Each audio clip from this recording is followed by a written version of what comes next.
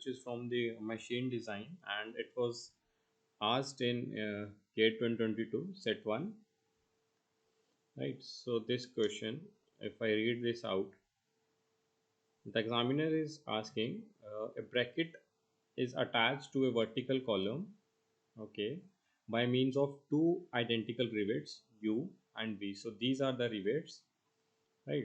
And this is the bracket which is attached to the this vertical column.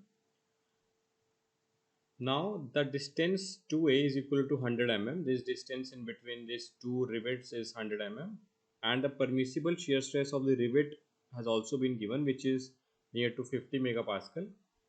If the load P is 10 kilonewton, here the load P is 10 kilonewton, is applied at an eccentricity E, which is E is equal to 3 square root of 7A, the minimum cross sectional area of each of the rivets to avoid the failure is that we have to calculate, right? Now before solving the question, let me just give you oral brief regarding the eccentricity. So this eccentric loaded riveted joint which this examiner is asking, so these are those kind of the joints when the load actually does not pass through the center of the rivet system, right? So I mean these whole system is not equally loaded, but it is load is located at some point, right? Not at the center but at some point. Now because of that loading, a kind of the shear stress which is happening happens, which we term as the secondary shear, right? And which causes the joint to get twisted about its center of gravity in addition to the primary shear, right? So when this eccentric load happens, so kind of two types of the shear stress happens, like primary shear and the secondary shear, and this force causes the twist in the joint, right? And if we try to calculate the primary shear force for that eccentric load, it would depend on the force to the number of rivets, right, where n is the number of rivets. Right, now the direction of the force will be always opposite to the force applied. So this is the case for the primary shear force if you have to calculate, and for the secondary shear force if you have to calculate, so it would be centric eccentricity of the load divided by Fe divided by summation and this is the inner radius of the riveted joints, right, into Ri. Now the direction of the force which is we are talking of is perpendicular to the radial distance from the center of the gravity and is always in the direction opposite to the force eccentric force which is happening. And now we have this primary force, shear force, secondary shear force, right? And if we try to find out the resultant shear force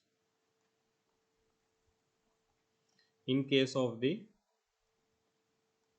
eccentric loading,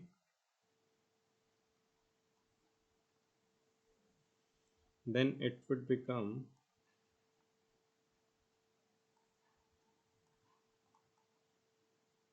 p square plus fs square plus 2 times of fp into fs cos theta, right? And now in order to avoid failure, this permissible shear stress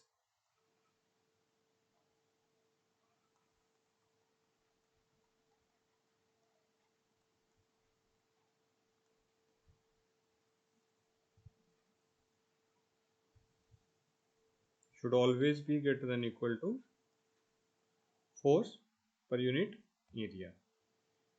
Now if we calculate, we are given E is equal to 3 square root of 7a, right? Primary load has been given as 10 kilonewton and the distance between the joints is 100 mm. right? And the permissible shear stress has also been given, is tau is equal to 50 MPa, right? And if you have to calculate R from here, right, R from here, so it would be 50, and eccentric load would be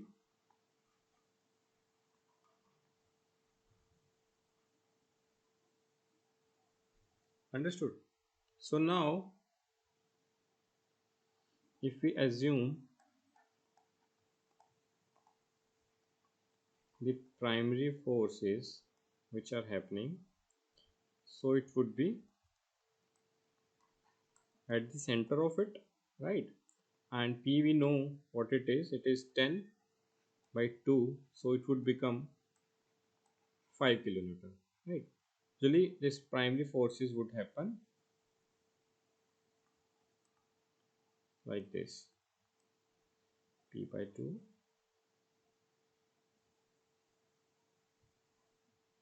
this P, and again this would be P by 2,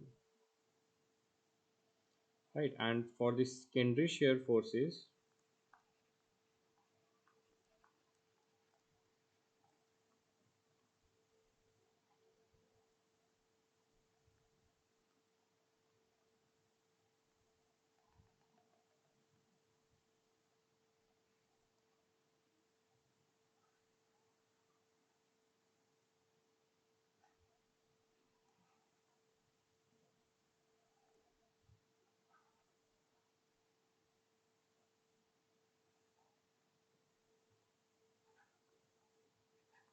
R is equal to 50,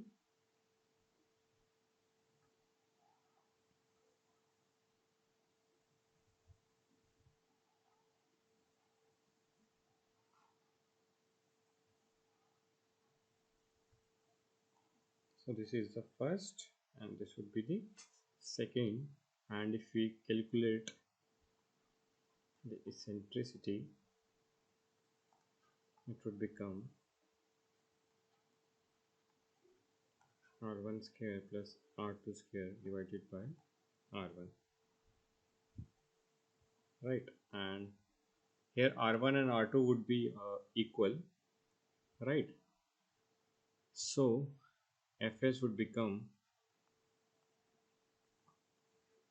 pe by 2r, which is 10 into 3 square root of 7 into 50 divided by 2 into 50, right? So this secondary shear force would be 39.68 kilo Newton, right? Now since this the rivet is critical at point 1 and 2, right? So the resultant force would be 5 square, which is Fp, plus 39.68 whole square. And if we calculate this out, it would become 40 kilonewton, right? And we know to avoid failure, our permissible shear stress should be greater than force per unit area. So 50 should be greater than equal to 40 into 10 raised to power 3 per area. So area would become 800 mm square, right? So the minimum cross section area of the each rivet, so this cross section area will be equal to 800 mm square, right?